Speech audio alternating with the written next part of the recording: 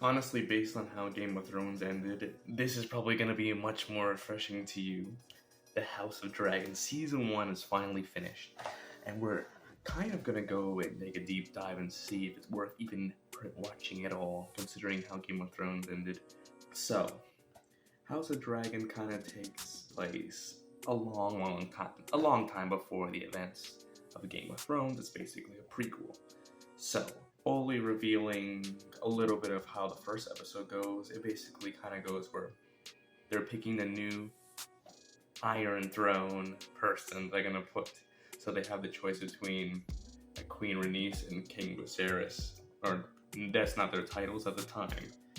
So they ended up picking Viserys, and they kind of goes through his lineage and when his daughter Rhaenyra is born, and how it's just kind of going through the stages of Game of Thrones in a very, very fast pace. Now, let's a little bit elaborate more on what that means exactly. In House of Dragons, the king is basically kind of getting old. So he needs to find a successor, so he needs to have a male child.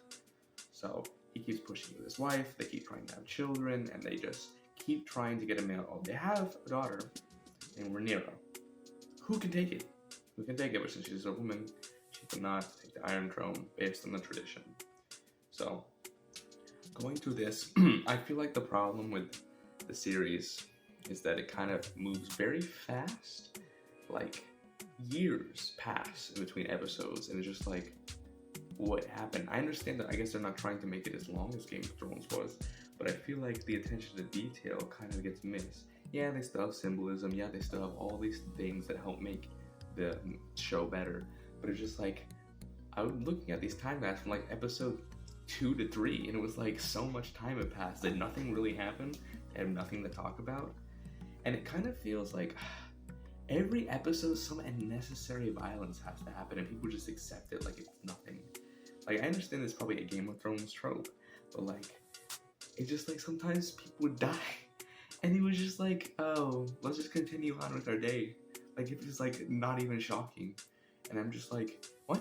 It doesn't even make any sense. I know in medieval times they weren't so desensitized to things like that, but it's just so odd in how they go from like someone's like killing, and then they're just like, so enough violence in my court, let's proceed, and they're killing away with their body, and it's like, no, that's not how it would work. Are you kidding me? Some of them were really stupid, I'm not gonna lie. Like, really, like, completely unnecessary. Like, they just wanted to have someone killed just to have someone killed, just for the dramaticism. But going beyond that, I do think that the beginning is a little bit weaker than the later parts of the season, where it kind of struggles to get its footing, and kind of, I didn't really understood the point at first. It kind of just felt like, oh, they're just trying to find a new heir, and it's just the life trying to find a new heir, and I was just like, okay, I guess that's interesting, but I mean, like I said, they did get her footing about halfway through, and then it started to turn around. So ironically, if you had to split the season up, back half is a bit stronger than the beginning.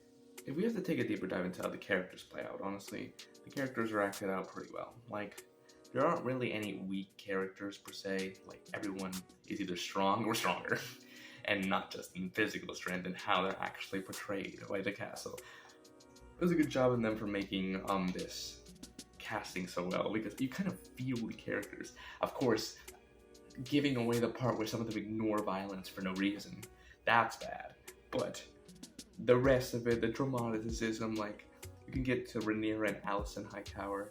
Like, I just feel like those characters are very, like, played very well by their actresses, and just like Viserys and like everyone. There's like not a character that I'm just like, like not great. Like, I feel like every character serves their purpose, and it's like, besides a couple of over dramatizations, it kind of makes sense.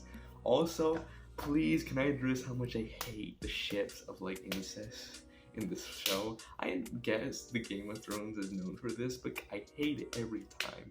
I remember one time in the show, it was very stupid. It's not even a spoil. They tried to ship like Rhaenyra with like a child, And by a child, I mean like someone who's like under 5 to get married. And I'm just like, and then the king was like, no, that's ridiculous. She's so young. And I'm like, at least, at least. But the fact that the thought was being entertained for Rhaenyra to marry a child of less than 5 years old at like 16 or something was just bewildering to me. It's like wild. And it was also hilarious when one time Viserys was supposed to marry someone.